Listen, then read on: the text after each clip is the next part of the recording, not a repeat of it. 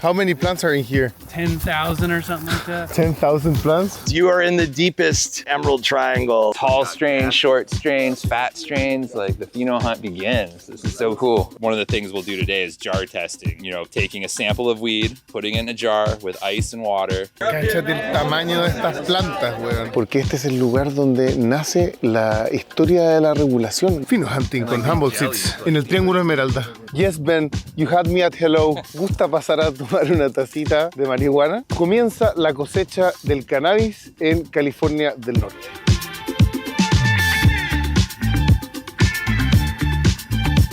Acabamos de llegar al aeropuerto de San Francisco porque vinimos a el Triángulo de la Esmeralda, el famoso Triángulo de la Esmeralda, para conocer a los mejores maestros de hachís, hash makers. El mejor hachís de California, por lo tanto el mejor hachís del mundo.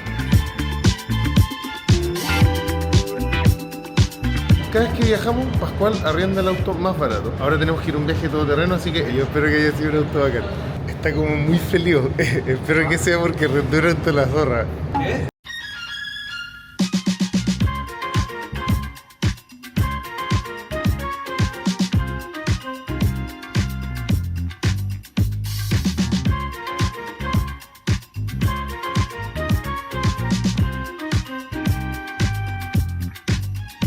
Yes, my name is Lance Lambert, up here to see the latest Pheno hunt from our friends at Humboldt Seed Co. Really looking forward to it, looking for some flower that really washes well, and that's what we intend to do. So the Humboldt Seed crew, which we're good friends with, right? They invited people from around the world to come out for this year's Pheno hunt, and this is looking for the best washes. And I figured while everyone was busy socializing, we could sneak over to the flavors and check them out. These are some of the flowers that Ben's already produced, that the guys have produced, that are perfect for washing. So you'll see— Ben did all of these? Yes, yeah, these are all hunts that he's done. And so you've got the raw flower, and then you've got the outcome, obviously. Some great, yes, you see the rig, so you know what's up. His favorite is the Hella Jelly. That's so different. It is, right? Oh. And then if you smell it in the flower form. Well, this is Hella Jelly. Como piña con frutita? Yeah. Oh, the man himself. The man himself. It's my favorite today, for sure. How does that work, Ben? Please help Lance here explain what's happening. We have flower samples from Pheno hunt winners of last year and years past. You know, the All Gas OG, which won all kinds of awards back in the day, to the Bubbles, that's something we haven't even really released yet, which is one of the unicorns for washing we found last year. What does make a unicorn when you're talking about washing? For flower, the unicorn's always, you know, the aesthetic, you want a big, dense, frosty bud, but when you come to the washers, it doesn't so much matter about the aesthetic of the flower, it's more about what the hash quality is like. The smell, the heads, the trichomes, there's the feel that you can go through with the washers, and if you like rub a leaf, you actually feel like the sandy, gritty, you know, heads rolling around in your fingers versus stuff that doesn't wash, which will feel more greasy or tacky. What are you looking for in this new species of Phenohunting? What are you excited about this year? Ben, that's what he and I always have in common, is it's all about the terps. So I'm really stoked on some of these flavors. Like he said, the percentage of, you know, terpenes, the yield, those are things that I know that are always looked for when trying to find that right flower. But I'm really stoked on, again, the flavors. Humboldt Seed Co. has always been a big fan of terps first, really making sure that it's got that flavor, not just that hit, because it's not all about the cannabinoids. You know, the THC is the engine, but the terpenes are the steering wheel of the high, really experiential, and that's exactly what I know Ben's all about. So I'm just stoked to try all the flavors, to be honest. Any final thoughts before this first day of Phenohunting? The nose knows. Yes. Follow your nose. There's no wrong answers. Yep. Everyone's a unique snowflake in this world, so what you like is for you. And that's why we bring so many people from all over the world together. That's so a t-shirt, cool. Right? The nose knows, right? So my name's Nat. We're here at Humboldt Seed Company, Anchor Farm. I know how hard it was to get here, so we appreciate you guys. You are in the deepest emerald triangle, I guess you could say. This is where a lot of really cool stuff started. This is probably the most international Pheno hunt that we've ever had. Like, we've traveled around the world doing Pheno hunting and making friends and meeting all of you guys. Today we're gonna be, it's the Pheno hunt for washers. So it's a little bit of a different twist on the Pheno hunts. Usually we're looking for the biggest, frostiest bud. And this year, you know, we're still looking for that, of course, like those are amazing unicorns. but there's a whole different, you know, thing for washers. So it doesn't so much matter about the structure of the weed. It matters more of the return and the quality of hash. One of the things we'll do today is jar testing. You know, taking a sample of weed, putting it in a jar with ice and water. We're gonna enlist all of our friends here to help shake those jars for 5 minutes. So I hope everybody brought a little bit of muscle to help with that. First of all, thank you guys all for coming. We know it was a long journey, and hopefully the travel was a good opportunity to rest, because we're gonna do a lot of fun learning today. We have washing stuff, we have, of course, the classic flower Phenohunting we're gonna look at, and then we're also gonna learn a lot about our breeding program. And yeah, we have a lot of fun stuff to look at today, so thank you.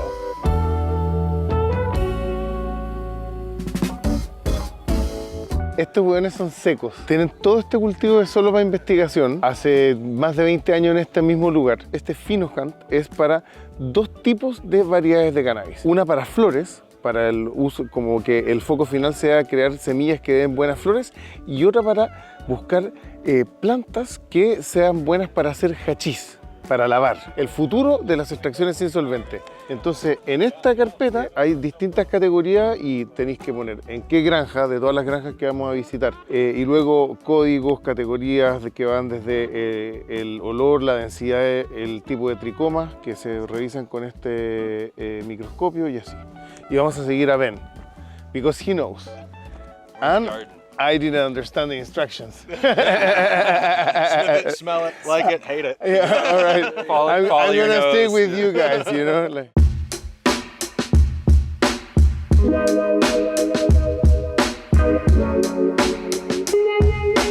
Pascual, ¿qué pasó?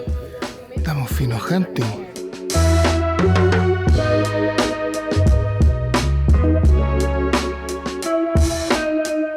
What we're doing right now is we're finding different plants, and we're trying to see within a certain population which ones are better for washing, for, you know, yield, for disease resistance, all these different traits. So we're just trying to make all those boxes be checked.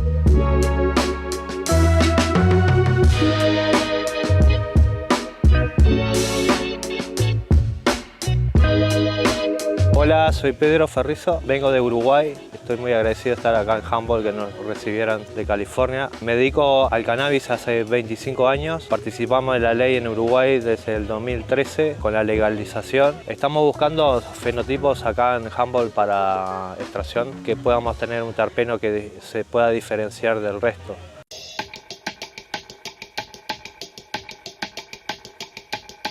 So when hunting for washers, the easiest thing that you can do to verify that it's a washer is the jar test. And what it involves is putting a known sample of cannabis, 10 grams, into a jar with ice and water. And once it's in there, you shake it up 5 minutes. We're all gonna have to shake a lot of jars. We have our work cut out for us. We need our right best people on this. And how many samples are we gonna be shaking?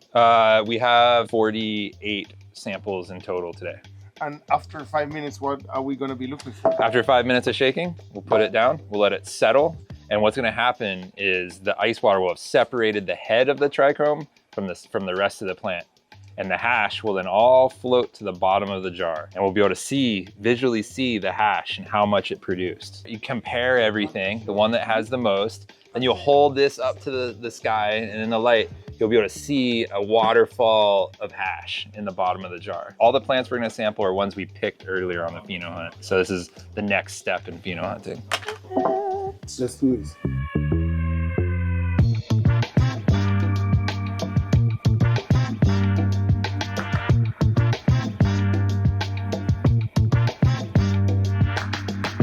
So washing your flower so you can actually pull concentrates out of it. So when you're washing, you're looking for not so much like bud structure, the biggest buds. You're looking for those that have the highest yield, usually has like the highest terps. So you're really wanting something that once you wash it down, you know, you get 3, 4, or 5% yield, which is solid, and that's what these guys are pulling. It's pretty much getting all those trichome heads and all the goodness off that flower. But when you're washing it, you want to be delicate with it. You don't want to bruise it, jack up your terps. So there's definitely an art form to it. And these guys, like I said, they've mastered it. Already trying some of their flavors. They're very much on point. These guys always put terps first, which is, you know, most important thing for me. We need your help, man. It was filled with ice, and then we filled it up to this line with water, and the water melts the ice and cools it down.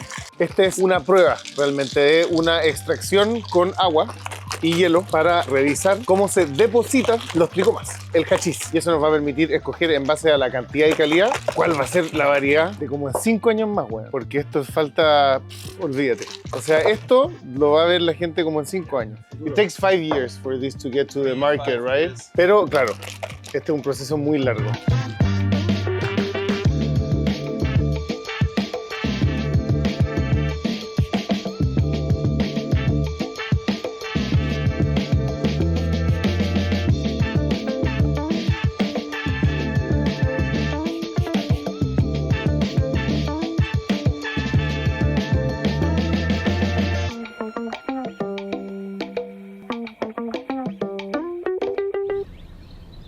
Estoy rodeado de más de 1000 plantas que se cultivan en el jardín de Nat, uno de los dueños y fundadores de Humboldt Seed, y todas estas plantas están destinadas a la investigación para encontrar las mejores variedades para hacer flores de cannabis y también hachís. Y en este caso en particular, Ben y Nat nos invitaron a participar con ellos de esta experiencia que se llama Phenohunting, o la cacería, la búsqueda de un fenotipo, de una forma, de un espécimen, una variedad para hacer el mejor hachís. Ayer fue el primer día, aprendimos muchísimo, estuvo increíble, nos recibieron con los brazos abiertos, nos cocinaron comida increíble, comida del huerto, todo es autonomía, libertad, reciprocidad, y nos van a llevar a conocer el legendario Triángulo Esmeralda, que para mí es un sueño cumplido porque es el lugar donde nace la historia de la regulación. De aquí se cultivó la marihuana de todo el país. Aquí están los verdaderos OGs. Estoy muy feliz de haber podido venir al Triángulo Esmeralda.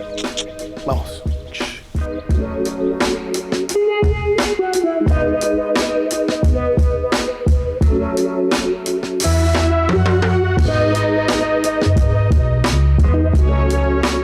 Hi, I'm Scott, and I'd like to welcome you guys to Earl Hill and here in beautiful Humboldt County. We got our friend Nat over here from the Humboldt Seed Company. Woo! And we're gonna come in and pat a tour of the lab of hash where all the magic happens. Yeah, we might have to do that again.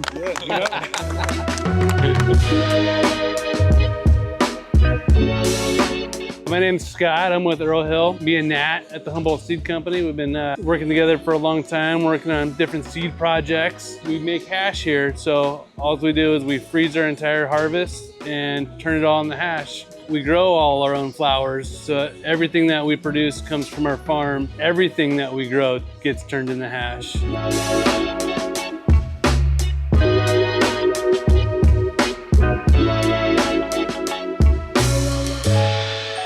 So we got a couple of ACs in here. This is a cold room. We're just filling this up with some water. So we're getting the water cold first. And we're gonna put some weed in there and mix it up a little bit, pull some bags and make some hash. You know, we got this full of ice and water and weed, and we're gonna just kind of gently agitate. It's gonna gently knock off the trichromes. And then we have mesh bags. We're gonna pour it over here into these mesh bags over here, and it's going to separate the different particle sizes of resin glands that are coming off of the flower.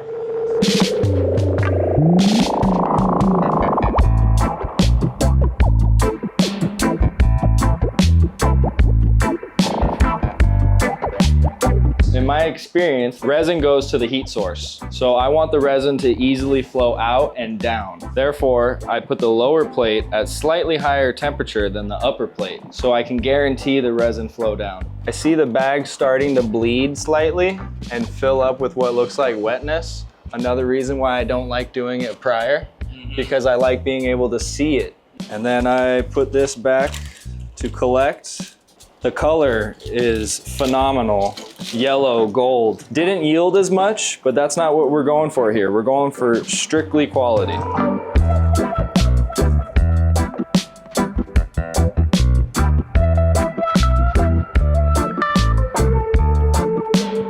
So yeah, this is where all the magic happens. So here's where all the sorting and packaging happens. On the wall, this is all packaged seed ready to go out. We have everything organized by 10 packs, 5 packs, and 3 packs. So people can just easily pick them off the wall, put them into an envelope, and get them out to the growers. Because I mean, the growers need their seeds.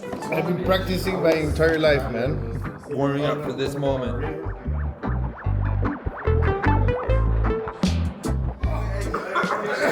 You guys are supposed to be working.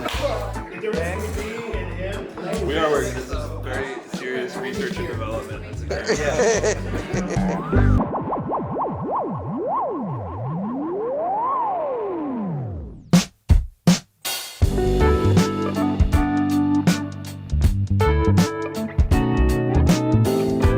How many plants are in here? Something like 10,000 or something like that. 10,000 plants? So this is how 10,000 plants look like? So I think there's 10,000 plants in this field. So this is what 10,000 plants look like. But the greenhouses are all cloned, and a good bit of these fields are cloned too.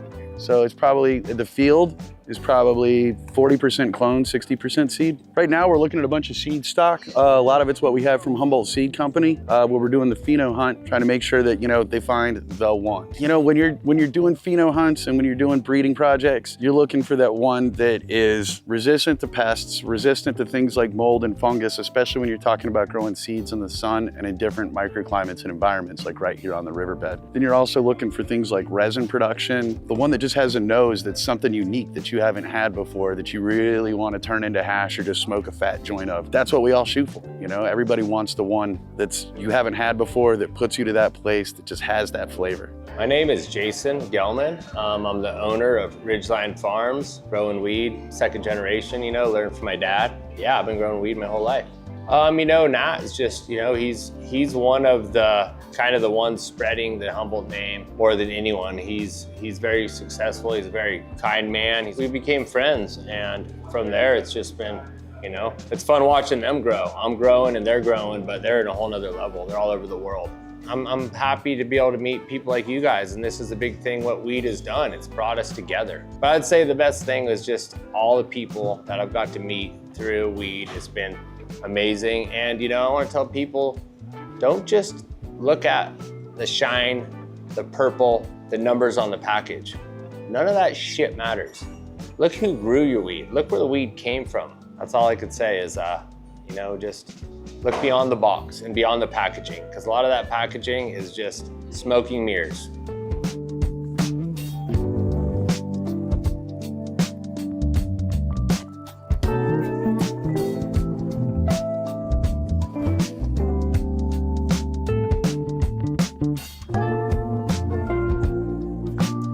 We just made it to the redwoods. So there's not a whole lot of these left in this state because, humans came and logged everything. But this is what the woods are supposed to look like around here. This is the natural way that the trees grew. They're protected from the last ice age. So these trees are ancient, thousands of years old, some of them. It's gotta be funny for you to feel small. Yeah. I know, I feel so tiny. This is the best place to feel so humble in this world. Now you know how I feel with you, man. I need my height privilege checked every once in a while. Not so humble seeds.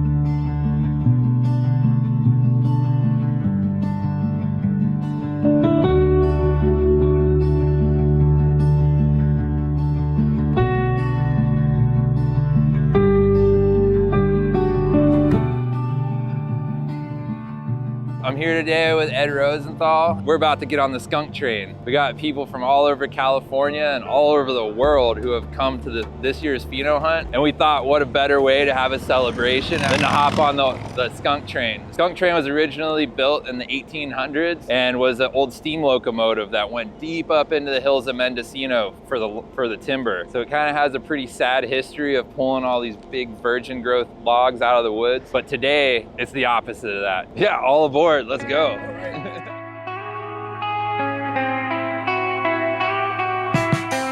Estamos a punto de subirnos a una leyenda vehicular, el Skunk Train, originalmente ocupado por la industria forestal y ahora recuperado por los marihuaneros.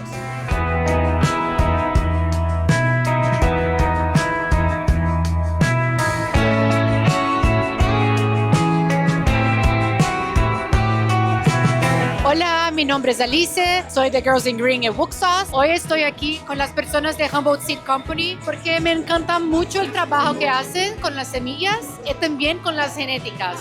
Grande amor à comunidade do Envolar, o trabalho que essa galera faz é maravilhoso.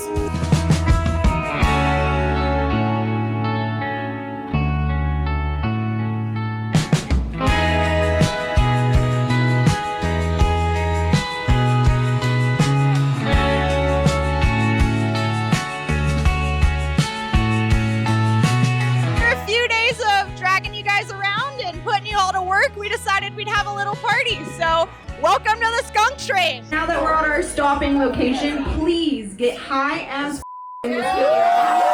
Because we're not allowed to smoke on the train, but we're gonna get back on it. Media bola. Paramos en la mitad del bosque a fumar pito, weón. Y tienen como una, el skunk train tiene una parada para fumar pito. Can I steal that later? Para robarle marihuana a la gente, por favor. No, bueno, hemos compartido todos. It's sharing, right? Yes. Ahora.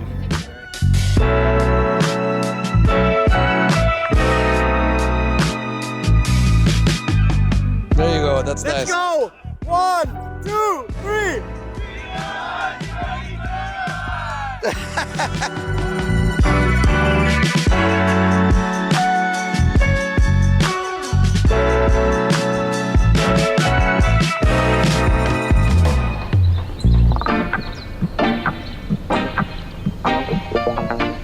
So basically we have a sun-grown cultivation technique here. So basically there's a 2-inch line underground.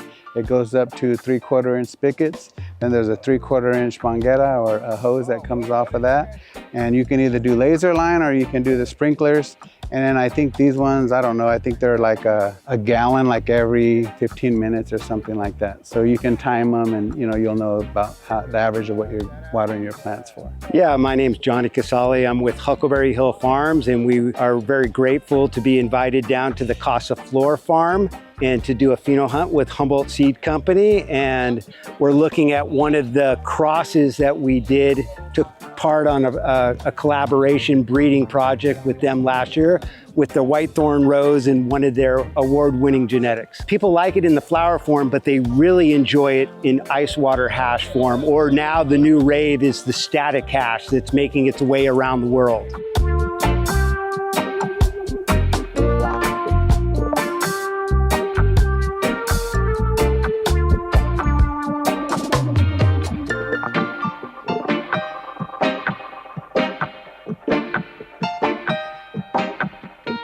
So Ben from Humboldt Seed Company requested us to choose one that we thought was really special. And then he wanted like about a 6 to 8 inch branch, enough where we could get like 15 grams of wet flower. And then he's going to do his test with the ice water and stuff like that. Phenohunting with a legend, man. There we go. That is beautiful. You want to bring it to Ben? So what we're gonna do first is we're just gonna remove these fan leaves because they're not gonna have really anything on them that we want. Oh. So I mean, I know they're beautiful, but they have to go. No, Ben, you're kidding. When you're doing fresh frozen in your field, do you leaf out in the field prior to harvest? Exactly. You do, I don't. Yeah. But more of my friends are doing it, so I'm starting to think that's the way to go. It saves you time and it increases the quality of the hash, because if you were to cut these, it leaks more chlorophyll into the water. Versus if you can get kind of rid of all the bigger water leaves just by pinching the How stem. long before you harvest will you do that leafing? Is it detrimental if you do it the day before, or do you do it several days before in case you end up damaging the trichomes? Wow. I do it the day before. The day before? Yep. Okay. I didn't even know the question. Feel smart, but you know the answer. Feel smart now? No.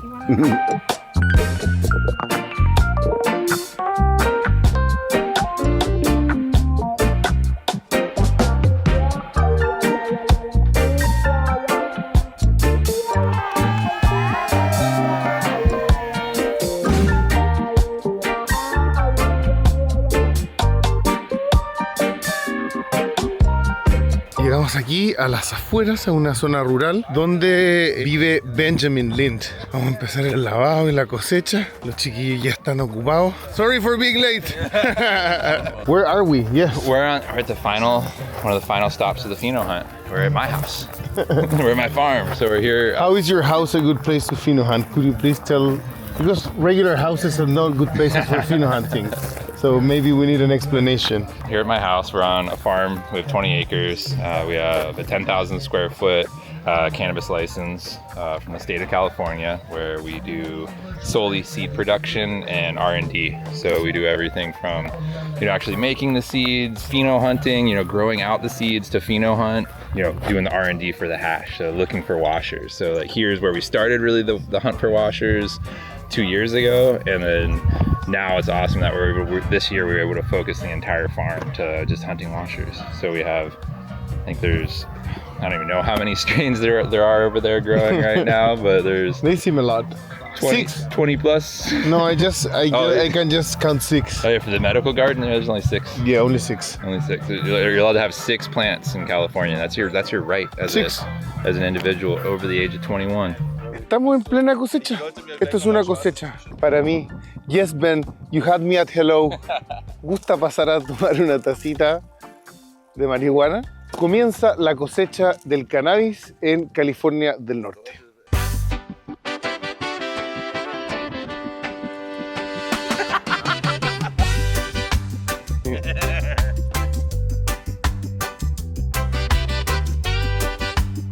So today we're going through and we're removing all these leaves with no trichomes to make better quality hash. So only the best buds go into the wash. What do you guys call these leaves? The ones with no sugar on them. The ones with no trichomes on them. So you guys, we just finished bucking down all the creamy OG. We have 1,000 grams here, well slightly more, 1,080 grams of creamy OG, and we're gonna put it in the fridge. It's super important to keep the cannabis frozen so it's preserved. So the trichome heads themselves aren't rupturing, you're not losing your oils, you're not losing your terpenes. Once they go into the freezer, they're pretty much like in stasis. They stay like that. You can keep it in a freezer for up to a year as long as you don't get it freezer burnt, and then wash it at your leisure. So this is a great stopgap. You can spend all morning harvesting, put it in the freezer, go have breakfast, and then you can come back and then do the washing. Yeah, you can come back a year later and do the wash. That's a big breakfast. This is the moon fog number 2 that we harvested last week, and this is what we're gonna wash here in a few minutes.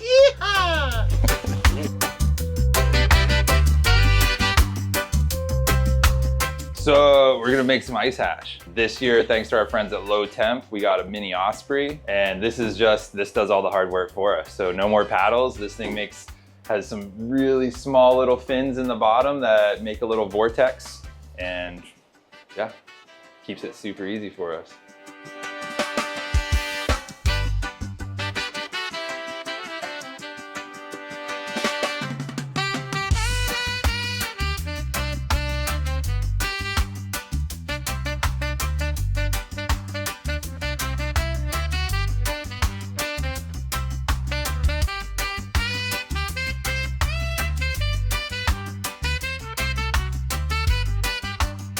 First of all, I am just so proud of all the farmers that we work with. It's a mission that is always going to require us to be ready to pivot and keep learning and keep doing something new. Yeah, it's been a great year for the Pheno hunt. It's been extra fun having people from other parts of the world because a lot of stuff is really new and exciting, and it breathes a little bit of that excitement back into our work. Lo que yo vi hoy, especialmente aquí, es el estándar que necesitamos. La gente, si piensa sobre trabajar en el mercado canábico, piensa que es algo como en un sueño. Y sí, es como en un sueño, pero para mantener ese sueño se tiene que trabajar 4 veces más fuerte que normal. Vamos a hacer el último testeo de jarro.